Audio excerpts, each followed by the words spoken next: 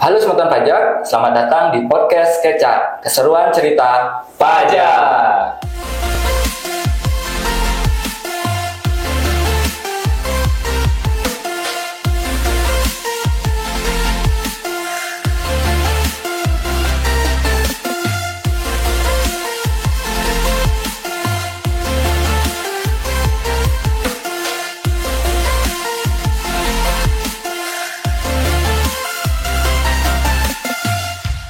Pada kesempatan kali ini bersama saya Pandu Widyatmika, penyuluh pajak Kanwil DJP Bali.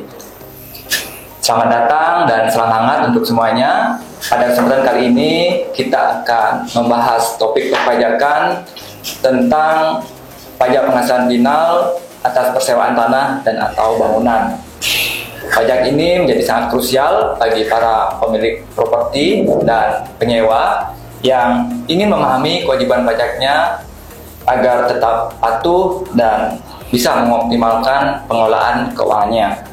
Nah, seiring dengan implementasi Cortex System dan adanya perubahan regulasi terbaru, nah khususnya di Bali yang dikenal dengan pertumbuhan ekonomi properti dan ekonomi pariwisata yang besar, kepatuhan perpajakan atas persewaan tanah dan atau bangunan ini menjadi sangat penting untuk dikelola dengan tepat dan akurat.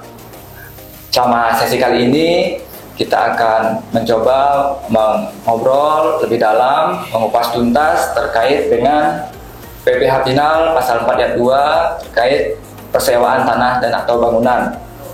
Siapa saja yang wajib melakukan pemotongan, kemudian bagaimana cara perhitungan pajaknya, kemudian bagaimana cara pembayarannya, nanti sampai dengan bagaimana nanti non pajak cara melaporkannya di SPT. Baik, mari kita mulai saja supaya kita semua bisa lebih paham dan bagaimana mengelola pajak persewaan dengan benar sehingga nantinya bisa terhindar dari resiko adanya sanksi di kemudian hari. Yuk simak bersama sampai dengan selesai. Nah, Sobat Pajak, tentunya saya tidak sendirian. Pada IG Live kali ini telah hadir bersama saya. Di sebelah kanan saya ada Mas Sukma Wardana. Selamat pagi, Sobat Pajak. Di sebelah kiri saya ada Mas Teddy Haryadi.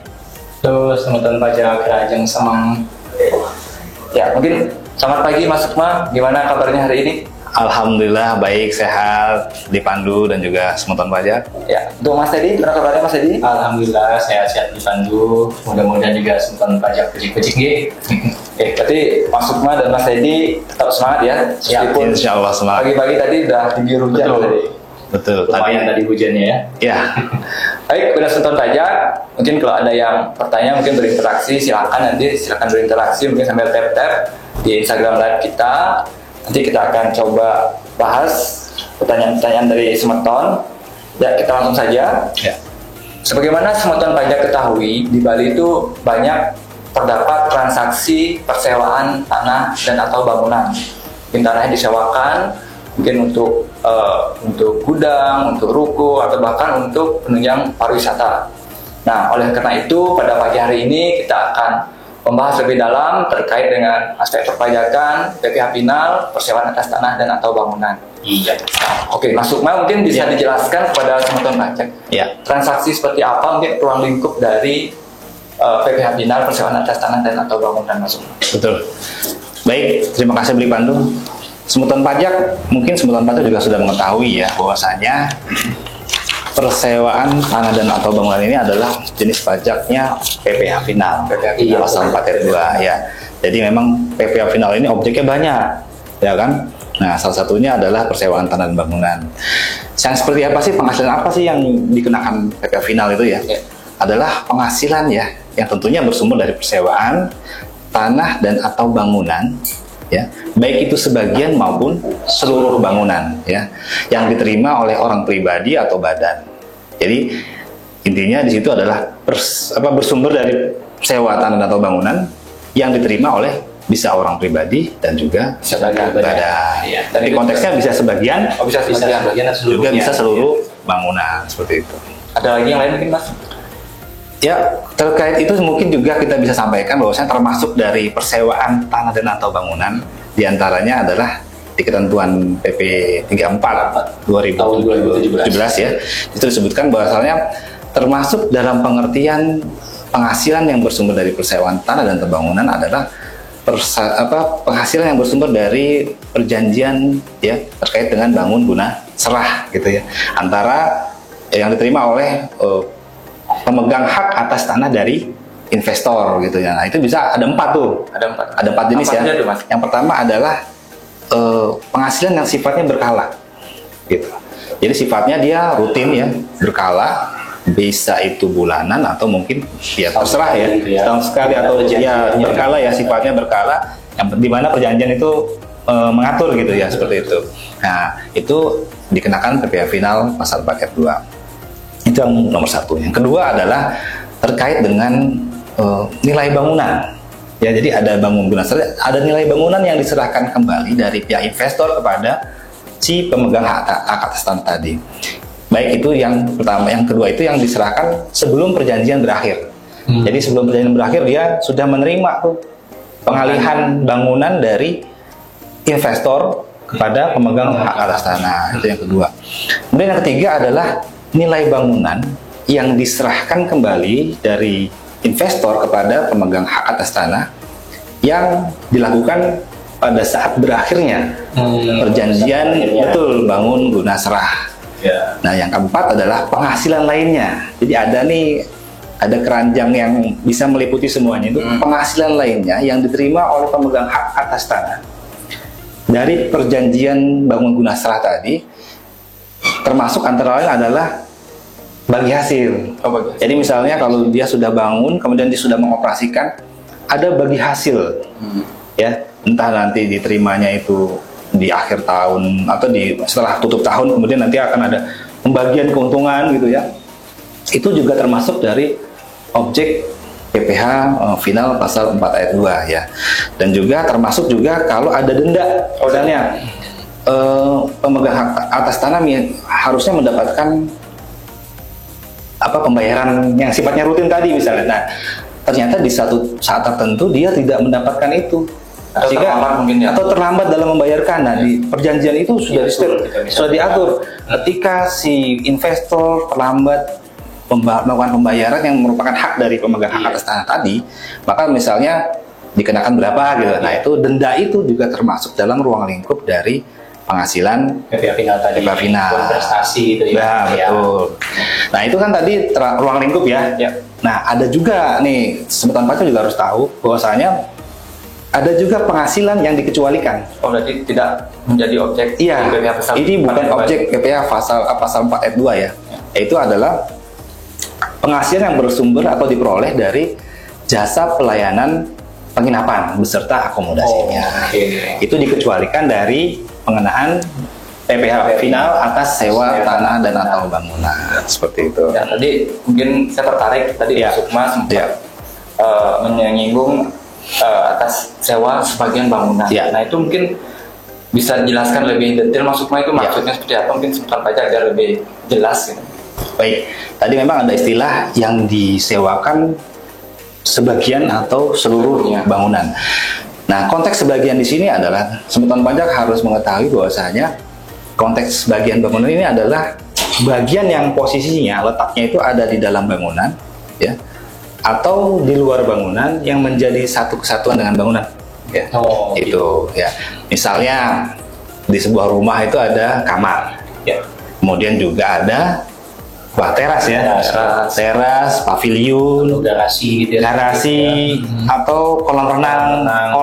Nah, biasanya sebutan pajak atau kita kalau nonton film atau sinetron kan biasanya ada rumah-rumah yang misalnya ada yang rumah yang klasik gitu ya. Dipakai syuting gitu. Ya, dipakai syuting. Nah, dia biasanya menyewa misalnya hanya ruang tamunya aja. Atau pavilion atau misalnya tamannya ada barbekyuan gitu ya. Jadi biasanya kan kalau rumah-rumah klasik itu kan luas ya halamannya ya. Artinya dia hanya menyewa bagian-bagian tertentu saja, tidak seluruhnya. Itu pun menjadi ruang lingkup dari persewaan tanah dan bangunan seperti itu. Ya.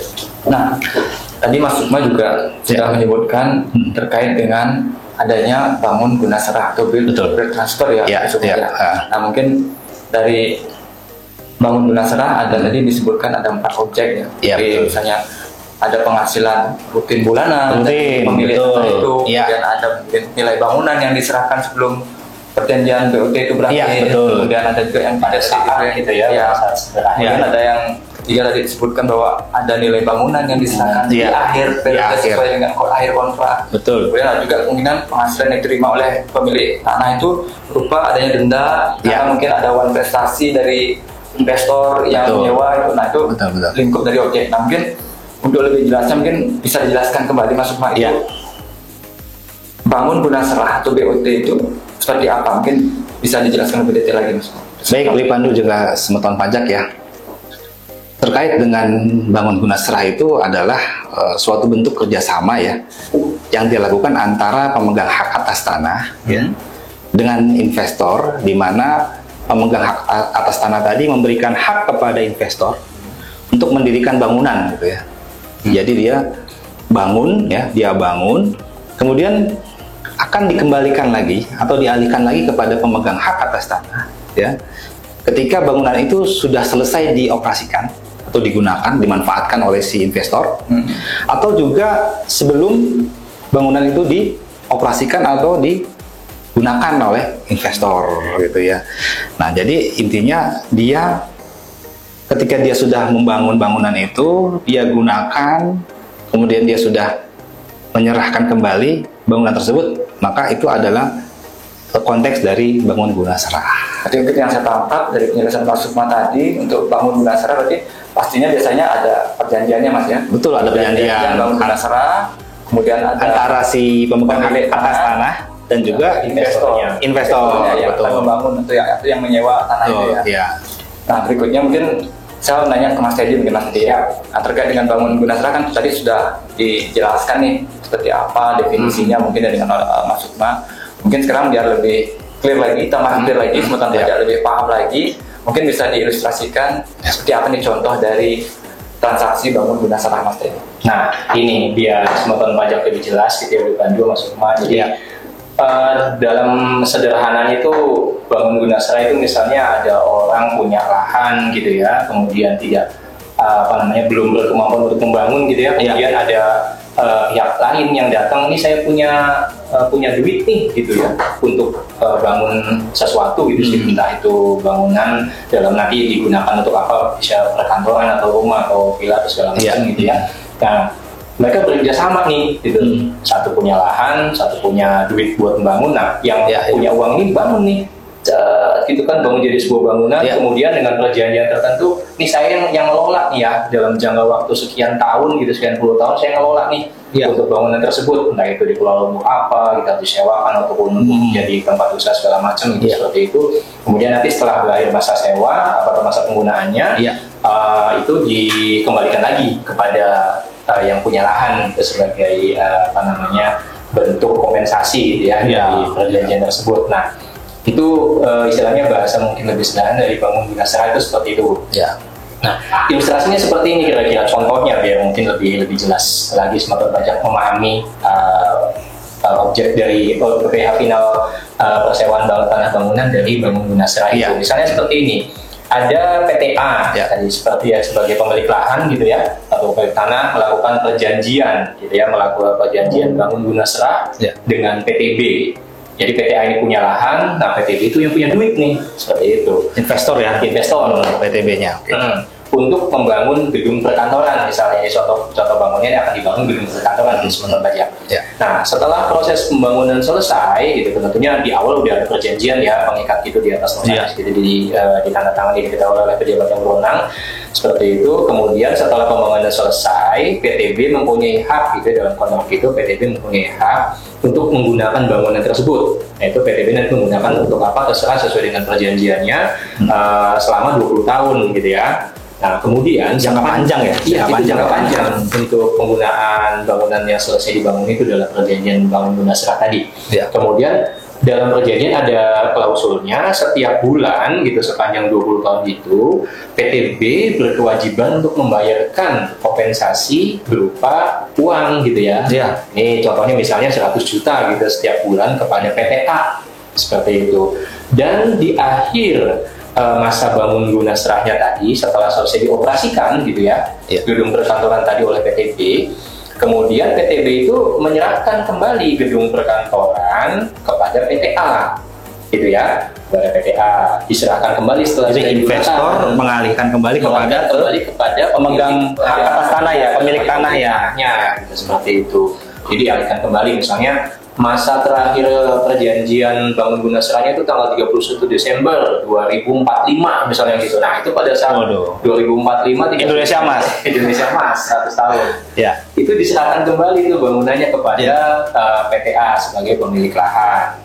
Nah kemudian ada juga keterangan bahwa PTB-nya itu pada tahun kedua itu dikenai denda misalnya 50 juta gitu ya. Kena denda nih, kemungkinan ada wan prestasi atau bakalan membayar kompensasi sebesar 20 juta tadi, ataupun misalnya ya dengan di perjanjian tersebut ada klausul-klausul itu yang menyebabkan adanya denda yang timbul gitu ya, yang jadi tanggungan PTB-nya seperti itu. Itu membayar ke PTA pada akhir masa bangun guna serah itu 50 juta gitu, punya kewajiban, misalnya contohnya 50 juta rupiah.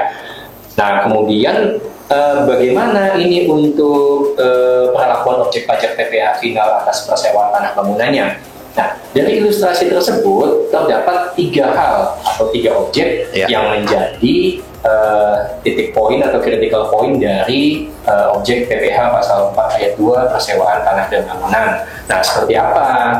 Yang pertama adalah penghasilan yang diterima oleh PTA ya, harus dipotong pajak penghasilan atas sewa tanah dan atau bangunan oleh PTB. Karena ini kan kita balik lagi, perusahaan itu atau badan hukum itu sebagai pemotong pajak ya. Jadi dua-duanya kan transaksi, dua-duanya adalah pemotong pajak. Nah, karena badan ya. Mana badan?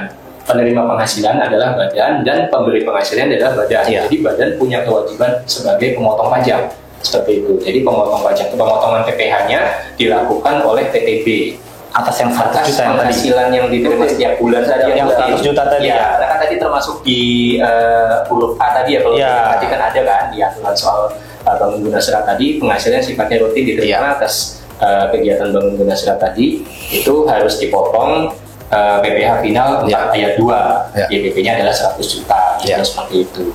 Nah kemudian yang kedua, critical point-nya adalah atau objek PPh 4 ayat 2 yang keduanya adalah penghasilan berupa jumlah bruto nilai bangunan yang diterima pada saat akhir dari bangun guna serah. Itu perjanjian akhir bangun guna serahnya tadi pada saat kapan? 31 Desember 2045 seperti itu. Nah itu diserahkan ke PTA sebagai pemilik lahan. Nah itu jumlah bruto tanah bangunannya yang diserahkan itu menjadi dasar pengenaan untuk menghitung PPh final pasal 4 ayat 2 atas persewaan. Nah nanti mungkin bisa nanti dijelaskan lagi bagaimana nanti menentukan nilainya. Menentukan nilainya itu dari nanti kita bahas lagi ya. Betul. Itu yang jelas. Jumlah bruto bangunan tadi yang diserahkan pada akhir masa bangunan serah itu merupakan objek PPh final pasal 4 ayat 2 atas persewaan tanah bangunan. Begitu. Kemudian yang ketiga adalah denda dari pelanggaran kontrak tadi sebesar 50 juta tadi. Itu merupakan objek juga untuk dipotong PPh pasal 4 ayat 2 atas persewaan tanah bangunan tadi, seperti yang dijelaskan Mas Upa pada penjelasan sebelumnya. Begitu dipandu. Baik, luar biasa Mas Edi, mungkin sudah diberikan ilustrasi sampai contoh ya Mas Ukma. Contohnya sudah ya. Bagaimana sistem pajak mungkin sudah bisa dipahami ya. Mungkin saya lebih penekanannya begini Mas Teddy. Tadi kan dijelaskan ada PTA PTB itu juga berlaku perjanjian bangun guna serah untuk orang pribadi nggak? Misalnya pemilik tanah saya nih di Bali punya tanah pinggir pantai nih. Nah pun ada investor tertarik nih. Nanti itu juga hal yang sama ke orang pribadi juga ya. Betul. Objeknya ya. Berarti nanti setelah pajak mungkin ada yang punya lahan banyak, mungkin tuan tanah nih, mungkin ada view-nya bagus, pinggir pantai, ada investor. Nah itu jangan lupa nanti ada aspek pajaknya yang masuk ya. Jadi contoh sederhana seperti itu, semeton pajak. Misalnya punya lahan sekian hektar pinggir pantai, nah nanti ketika ada perjanjian bangun guna serah, maka ada kemungkinan potensi dari objek PPh final. Yang pertama ya disesuaikan dengan perjanjiannya ya, disebutkan ya. Biasanya setiap bulan pemilik tanah akan mendapatkan nilai ya penghasilan atas sewa yang rutin yang rutin investor memberikan penghasilan berapa secara rutin setiap bulan. Nah, kemudian potensi yang kedua itu biasanya atas bangunan, entah itu hotel, entah itu Iya. villa, di akhir periode itu mungkin biasanya akan dikembalikan ke pemilik lahan yang Iya, menjadi iya. milik pemilik lahan. Iya, ya. iya. Betul. Nah itu kemungkinan pada saat penyerahannya bangunan itu ada potensi PPH final. objek PPH PPH final. Betul. Kemudian yang ketiga, ketika nanti di kontrak di perjanjian Iya. bangun lunas serah itu ada klausul bahwa ketika ada prestasi akan dikenakan denda si investor ini, nah itu juga merupakan penghasilan yang merupakan objek persewaan tanah sewa bangunan. Betul. Ya, tapi memang kalau yang denda tadi sifatnya kalau ada ya. Kalau ada ya, Kalau ada. Transaksi, kalau tidak ada ya nggak ada. Tidak ada, nggak timbul ya objeknya ya. Timbul, betul. Jadi perjanjian bangun lunas serah ini menarik juga nih Mas. Ya, Sedih, betul. karena Karena konteksnya dari tadi yang orang punya lahan di dekat pantai Iya, ya, yang betul, betul. bisa diusahakan untuk ya kegiatan ya, pariwisata Iya. atau villa dan artinya sebagainya kita ya. sebagai pemilik lahan kita berpikir panjang supaya aset properti yang kita miliki tidak berpindah tangan, Betul. tapi kita juga dapat penghasilan. Mungkin ini Iya. salah satu opsi ya, Mas. Betul, salah Maksudnya, satu opsi ya. Ini jadi inspirasi ya. Inspirasi. Iya, Jadi betul. aset kita nggak hilang, cuma kita dapat juga ada penghasilan, malah di akhir kontrak Iya. kita dapat properti, Mas. Iya. Betul. Betul. Beli Pandu punya nggak? Ya, kayak gitu. Itu Siapa tahu ya, beli pandu kan di iya betul. sini ya, nah, sini ya. Nah, kemudian kita lanjut Mas Sukma tadi. Mas Baik, Sukma baik. juga sempat mention Iya. terkait dengan itu kan tadi kita sudah bicara terkait apa sih objeknya. Iya, betul. Nah, sekarang tadi kan ada dikecualikan nih. Betul, ya. Jadi Mas Sukma sempat bilang ada pengecualian terkait dengan objek dari persewaan tanah. Iya, Nah, betul. itu ada yang namanya jasa pelayanan penginapan. Iya. Mungkin bisa dijelaskan Mas Teddy atau Mas Sukma dijelaskan apa yang dimaksud dengan jasa pelayanan penginapan itu. Ya, mungkin Mas Teddy kali ya. Mas Teddy, Baik. Nah, tadi kan di awal dijelaskan ada yang dikecualikan itu termasuk jasa pelayanan penginapan. Itu kalau kita baca di PP 34 tahun 2017 itu Ya. penjelasannya ada gitu ya.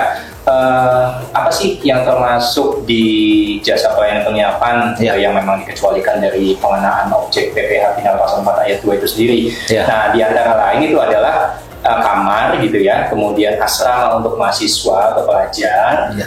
kemudian asrama atau pondok pekerja dan rumah kos. Nah, ini yang perlu ditekankan bahwa ini sifatnya jadi yang ada di situ, Ya. yang ada di penjelasan PP itu, peraturan pemerintah itu nomor 34 tahun 2017 itu yang memang tidak termasuk gitu ya. Tidak termasuk. Bukan objek ya. Atau bukan objek atas PPH final pasal 4 ayat 2 atas persewaan tanah bangunan. Nah, cuma itu kan nanti dikenakan pajak yang lain. Jadi Ya. nanti itu termasuk. Bukan berarti tidak kena pajak bukan ya. berarti tidak kena pajak. Nah, itu masuk ke dikenakan pajak berdasarkan ketentuan umum ya. undang-undang pajak penghasilan seperti itu. Nanti juga kalau misalnya ternyata termasuk ke dalam peredaran bruto tertentu Ya. gitu ya, itu nanti juga termasuk ke dalam PP 55 gitu ya, yang dimana pengenaan pajaknya 0,5% tarifnya gitu seperti itu. Ya. Dan juga nanti diwajibkan juga harus mempunyai surat keterangan Betul. yang menunjukkan bahwa memang termasuk ke dalam wajib pajak yang memiliki peredaran bruto tertentu. Iya. Jadi sifatnya memang di situ adalah positif listnya di situ ada. Kalau misalnya memang termasuk, Iya. gitu ya, termasuk yang ada di penjelasan peraturan pemerintah nomor 34 tahun 2017 itu tidak dikenai PPH final pasal Iya. 4 ayat 2 atas persewaan tanah bangunan, namun dikenai tarif PPH yang bersifat umum, yaitu di tarif pasal 17 Undang-Undang PPH Iya. ya, sesuai Undang-Undang nomor 36 tahun 2008. Ya, betul. Itu. Atau tarif PPH UMKM. Iya, betul. Iya. 55 ya. Iya. 55. Seperti itu. Baik. Baik, seperti itu semutan pajak tadi sudah dijelaskan ruang lingkup dari objek persewaan tanah dan atau bangunan. Ya. Tadi Mas tadi juga jelaskan juga yang dikecualikan. Betul. Pajak ada jasa pelayanan penginapan ternyata bisa dikenakan dengan tarif yang berbeda ya. Iya, Bukan betul. dengan tarif persewaan tanah dan atau bangunan. Iya.